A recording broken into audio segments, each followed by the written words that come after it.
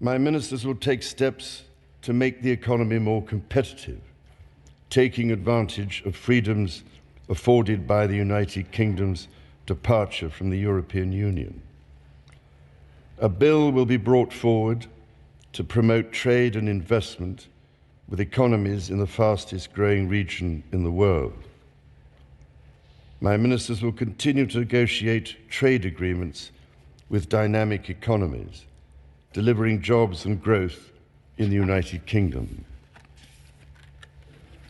My ministers will introduce new legal frameworks to support the safe commercial development of emerging industries, such as self-driving vehicles, introduce new competition rules for digital markets, and encourage innovation in technologies such as machine learning. Legislation will be brought forward to support the creative industries and protect public interest journalism. Proposals will be published to reform welfare and support more people into work. My government will promote the integrity of the Union and strengthen the social fabric of the United Kingdom. Working with NHS England, my government will deliver its plans to cut waiting lists and transform the long-term workforce of the National Health Service.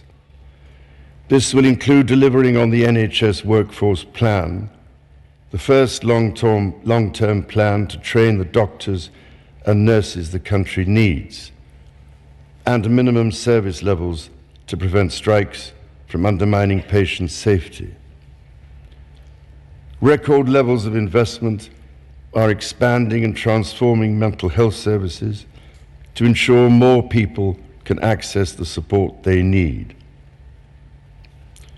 My government will introduce legislation to create a smoke-free generation by restricting the sale of tobacco so that children currently aged 14 or younger can never be sold cigarettes, and restricting the sale and marketing of e-cigarettes to children. My ministers will bring forward a bill to reform the housing market by making it cheaper and easier for leaseholders to purchase their freehold and tackling the exploitation of millions of homeowners through punitive service charges. Renters will benefit from stronger security of tenure and better value, while landlords will benefit from reforms to provide certainty that they can regain their property. My government will act to keep communities safe from crime, antisocial behavior, terrorism, and illegal migration. A bill will be brought forward to ensure tougher sentences for the most serious offenders and increase the confidence of victims.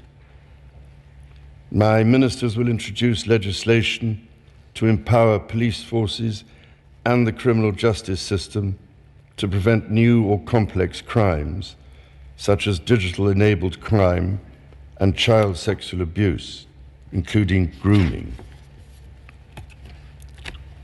At a time when threats to national security are changing rapidly due to new technology, my ministers will give the security and intelligence services the powers they need and will strengthen independent judicial oversight. Legislation will be introduced to protect public premises from terrorism in light of the Manchester Arena attack. My government will deliver on the Illegal Migration Act passed earlier this year and on international agreements to stop dangerous and illegal channel crossings and ensure it is the government, not criminal gangs, who decides who comes to this country. My government will continue to champion security around the world, to invest in our gallant armed forces, and to support veterans to whom so much is owed. My ministers will work closely with international partners to support Ukraine, strengthen NATO, and address the most pressing security challenges. This includes the consequences of the barbaric acts of terrorism against the people of Israel, facilitating humanitarian support into Gaza, and supporting the cause of peace and stability in the Middle East. My government will continue to lead action on tackling climate change and biodiversity loss, support developing countries with their energy transition, and hold other countries to their environmental commitments. The United Kingdom will continue to lead international discussions to ensure that artificial intelligence is developed safely. My government will host the Global Investment Summit, the European Political Community, and the Energy Conference, leading global conversations on the United Kingdom's most pressing challenges. I look forward to welcoming His Excellency the President of the Republic of Korea and Mrs. Kim Keon-hee for a state visit later this month. My government will, in all respects, seek to make long-term decisions in the interests of future generations. My ministers will address inflation and the drivers of low growth over demands for greater spending or borrowing. My ministers will put the security of communities and the nation ahead of the rights of those who endanger it. By taking these long-term decisions, my government will change this country and build a better future. Members of the House of Commons, estimates for the public services will be laid before you. My lords and members of the House of Commons, other measures will be laid before you. I pray that the blessing of Almighty God may rest upon your counsels. I pray that the blessing of Almighty God may rest upon your counsels. And yes, we saw King Charles there, his very first King's speech. This would have been a Queen's speech, but we know that Queen Elizabeth passed away last year, and King Charles III has now assumed the throne of the United Kingdom. He was born Charles Philip Arthur George. He is now King Charles III, the monarch of the UK. So many of us are seeing what is looking like pomp and pageantry, but this is all part of what it means for the next Parliament session of the United Kingdom to be open. So while King Charles is reading this speech is actually coming from Prime Minister Rishi Sunak. It is his words, but it is the King's voice that is passing across the messages that the Prime Minister has for the British people. Now, those messages are also going to be messages that are quite targeted, not a very lengthy speech as it was, but one that did touch on a number of issues, of course. Some of the contention has to do with the Prime Minister in terms of his push for more jobs for energy companies. Now, the 74-year-old monarch has been known, because he's been king in waiting for so many years, as having had political leanings. And one of his political leanings, some would say, would be issues around climate change. But with Rishi Sunak's this new session coming in, and of course a very crucial, very crucial election coming next year for his political party, did push forth something for oil and gas companies, and that actually is something that the king has been very vocal about towards the climate situation. Adebola. And what do you make of one of the things King Charles mentioned, which is a long-term plan to train doctors and nurses?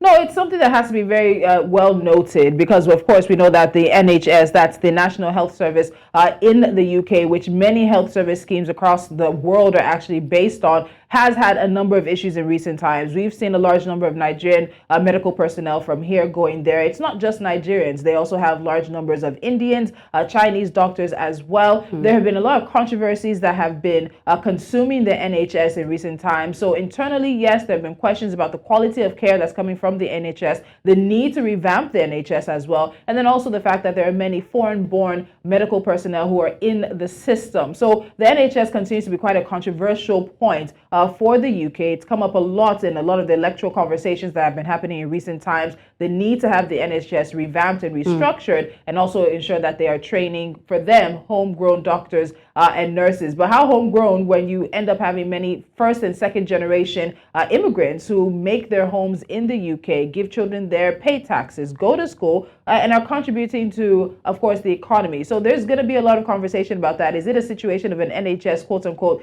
that resembles the majority of British people? What does make up the majority of British people? So that's definitely going to be something that we expect to see some of the British newspapers and talk shows sort of take apart. Right. And then talking about health services there in UK, I mean, maybe Nigeria should just take a cue from them and improve our health sector here. But then the King also touched on the need to reduce inflation in UK and then create more jobs for their environment. What do you make of that?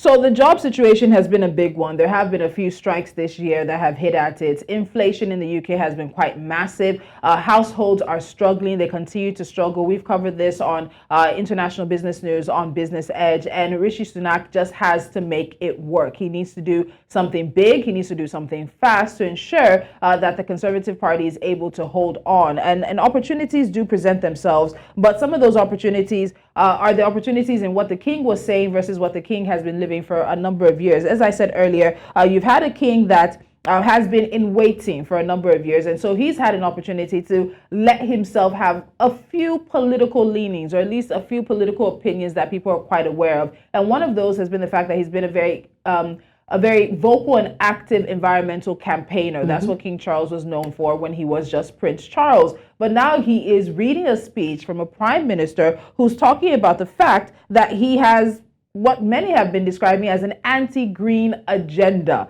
And so that has definitely been something. A lot of people were expecting that when the King got to that part, there'd be a cough, a side eye, what we would hear on social media now as a bombastic side eye, because it would be the King saying things that he doesn't necessarily agree with. But let's look at what that particular issue is. So the particular issue is that Rishi Sunak's legislative program for this year comes with a very big boost for the fossil fuel industry. And again, as we said, this is the King's speech. It's the very first one for Charles III since he ascended the throne. And it's a very important fixture in the political calendar. So now Parliament, the House of Lords, all of that is now open. House of Commons is open. Sessions are on. And so this is a situation where the King finds himself having to read words that don't necessarily belong to him. But there's a very critical and crucial election that's coming next year. And the PM is using what is a very irresistible opportunity to lay out his program, as long as he has the attention of the British people. And it's also an opportunity to also set out some very clear differences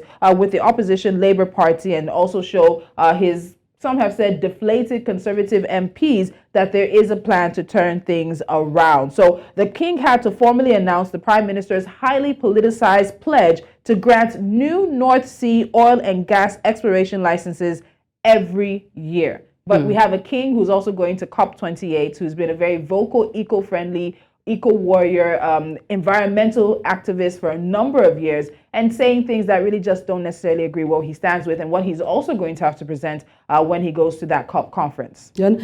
Another striking thing he touched on was to improve the criminal justice system, particularly for cases of child abuse. What are your impressions on this? It's a definite situation. The UK has had a number of controversies and scandals in the past decade involving child sex trafficking rings. There have been issues. There have been implications for local police forces as well, that some have turned a blind eye to these situations. I know, of course, Scotland Yard has gotten a serious drubbing on that issue as well. So it's not something that hasn't been of concern to the British public. And of course, it's an issue that needs to be touched on nationally as well. So definitely the King touching on a sore point for many British people there, and it's part of, again, he's speaking, but let's remind ourselves that this is a speech that is actually coming from the Prime Minister. Right. Just to reiterate the high point of what he mentioned, he talked about long-term plan to train doctors and nurses. He also mentioned expanding the health services so more people can access the help they need. He also talked about keeping communities safe, that's in UK there, from crime, terrorism, and illegal migration, and also improve criminal justice system against child abuse and crimes in United Kingdom. Yes. We'll bring you more update, of course, definitely regarding the inauguration of the Parliament right there in UK. All right, thank you so much for having me join you, Adebola. You're welcome.